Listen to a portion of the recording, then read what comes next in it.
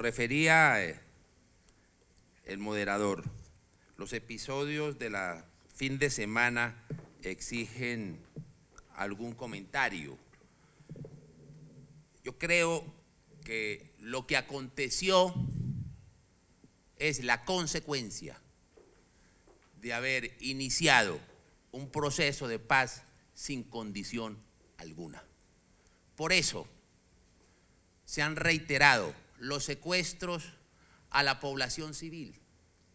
Desde el momento en que la FARC manifestó que no volvería a secuestrar a población civil, se han producido más de 58 secuestros.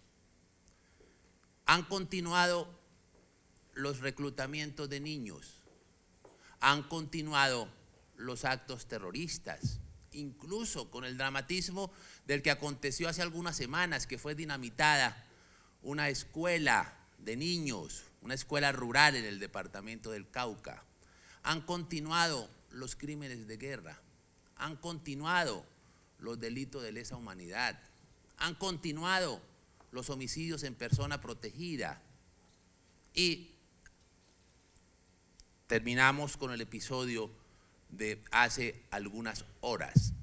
Entonces, la primera reflexión que a mí me parece debemos hacer, y que es algo objetivo, que no es ningún prejuicio, no es ninguna aproximación diferente a la observación de la realidad.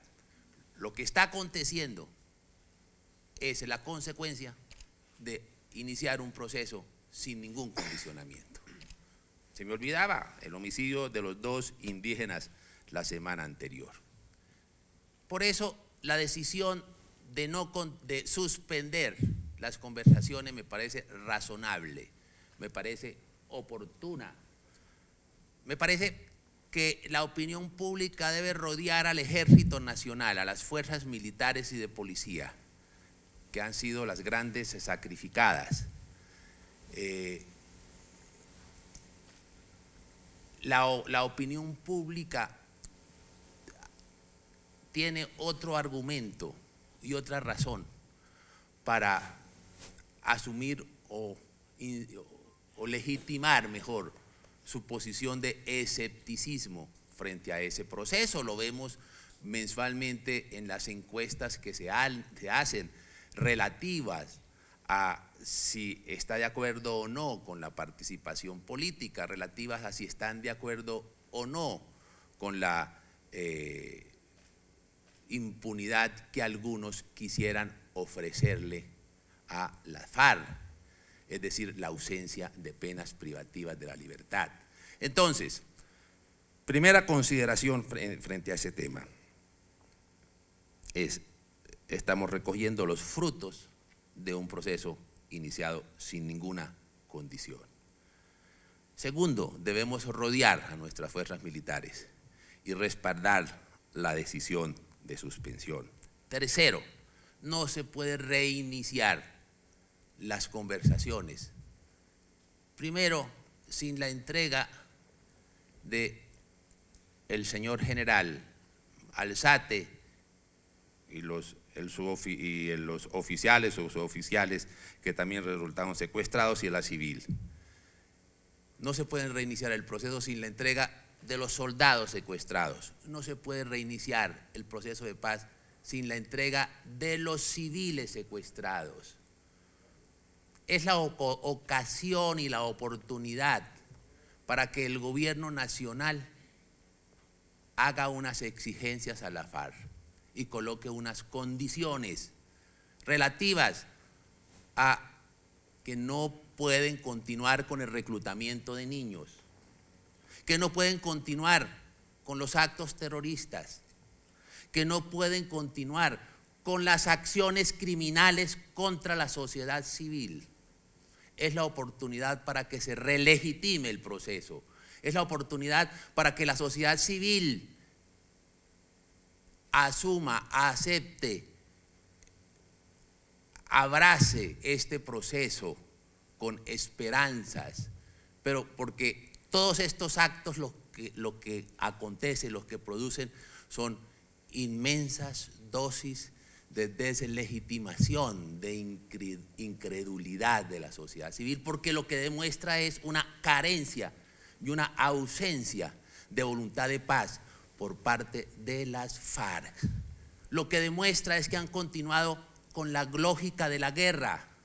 Ahora no pueden condicionar la entrega de los militares y de los soldados. No pueden pretender negociar la entrega. No pueden revivir ahora los escenarios del intercambio, porque en últimas eso sería una prueba de la lógica de guerra que no han olvidado y que están utilizando en este proceso de paz. Esas son las consideraciones. Es que no solamente me puse a hacer un rápido recuento de los hechos de los últimos meses y son atroces. Los policías en Tumaco que amarraron a un palo y los asesinaron a cuchillo y a palo por no hacer ruido, a un mayor y a un patrullero, fue en enero o febrero del 2013. El asesinato de los 2 indígenas del Cauca porque se atrevieron a decir que bajaran unas pancartas.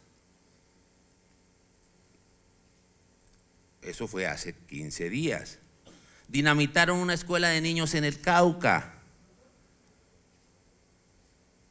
El secuestro de 2 soldados en el Arauca. 58 civiles secuestrados. La masacre de 7 policías en Córdoba en una alianza entre las FARC y las BACRIM. Le amputaron una mano a una niña desertora de la FARC, entre lo que se podría recordar rápidamente. Con esos actos se está demostrando que no existe voluntad de paz, y bien hace el gobierno en suspender los diálogos, pero aprovechar el escenario para colocar las condiciones que no colocó al iniciar este proceso. Bien, ¿cuánto me queda? Tranquilo. Bueno. Tiene otros 4 minutos.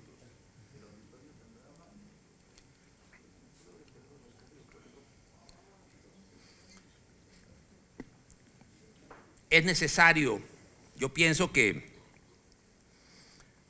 hay un escenario de posible encuentro entre el gobierno y los críticos del proceso. Y esos encuentros debe darse en la aceptación de unos mínimos en los cuales las diferentes posiciones que se han suscitado a lo largo de este proceso podrían eventualmente estar de acuerdo, que son mínimos de carácter jurídico, sin los cuales no puede haber un proceso de paz legítimo. Si lo que se pacte se debe cumplir,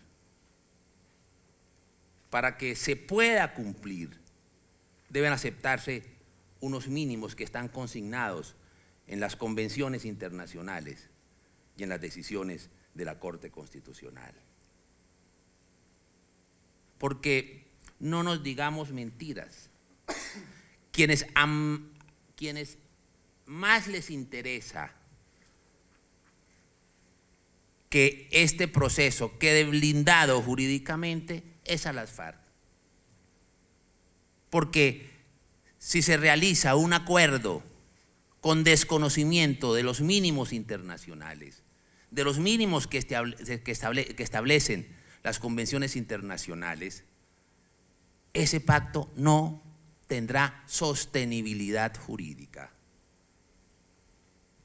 Si es un acuerdo en el cual se pretende que la justicia se cumpla sin penas privativas de la libertad para los delitos de lesa humanidad y los crímenes de guerra, si se pretende que esa justicia se cumple simplemente con la justicia restaurativa, simplemente con decir la verdad y repararlos sin penas privativas, eso no es sostenible. No es sostenible ni nacional ni internacionalmente. Porque los compromisos que Colombia tiene le exigen que esa clase de delitos, los delitos internacionales, tengan penas privativas de la libertad. Reducidas, claro, sustancialmente, por supuesto. Aquí nadie está hablando que se aplique el Código Penal. Aquí se está hablando de penas razonables, penas privativas de la libertad, como lo dijo la fiscal de la Corte Penal Internacional, como se ha dicho aquí reiteradamente, como lo dice la Corte Constitucional. Es que este es un debate que aquí ya se dio en el Congreso de la República cuando se discutió el marco jurídico para la paz. Se dio en la Corte Constitucional en 2 sentencias, donde se habla esto que les estoy diciendo, que no puede haber suspensión de la ejecución de la condena en casos de lesa humanidad y de los crímenes de guerra.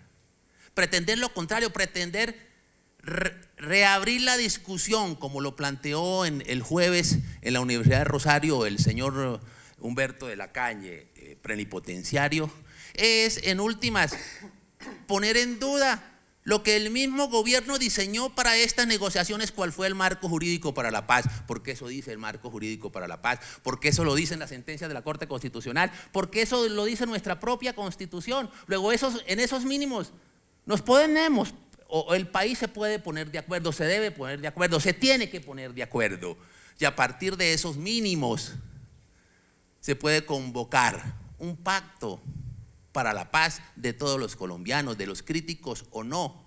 Pero lo que no se puede hacer es pretender que con diseños de impunidad se podría lograr una paz sostenible. Esa paz no es sostenible, y los peores o los damnificados sería la FARC, porque en el inmediato futuro se inaplican esos acuerdos.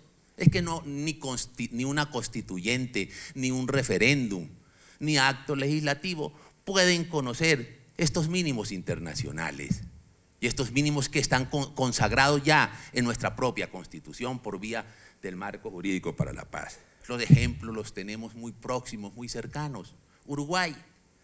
En Uruguay hubo amnistías y hubo indultos para los responsables de estos crímenes de lesa humanidad y crímenes de guerra. Y hubo 2 referéndums aprobatorios de esos indultos, en el 88 y en el 98. Y años después fueron inaplicados. ¿Por qué? Eso no blinda a los que aparentemente resultarían beneficiarios. En Argentina, la ley de la obediencia debida, o la ley de punto final, que amnistió, que indultó a los responsables de estos delitos, 40 años después fueron inaplicados. Y eso no compromete al Estado colombiano. Esta paz no es entre una élite que tiene hoy el gobierno colombiano y la élite criminal de la FARC. No puede ser así, así no puede plantearse la paz. Por eso lo he repetido, que del lenguaje oficial debe desaparecer la frase de enemigos de la paz. En Colombia no hay enemigos de la paz, no hay enemigos de la paz,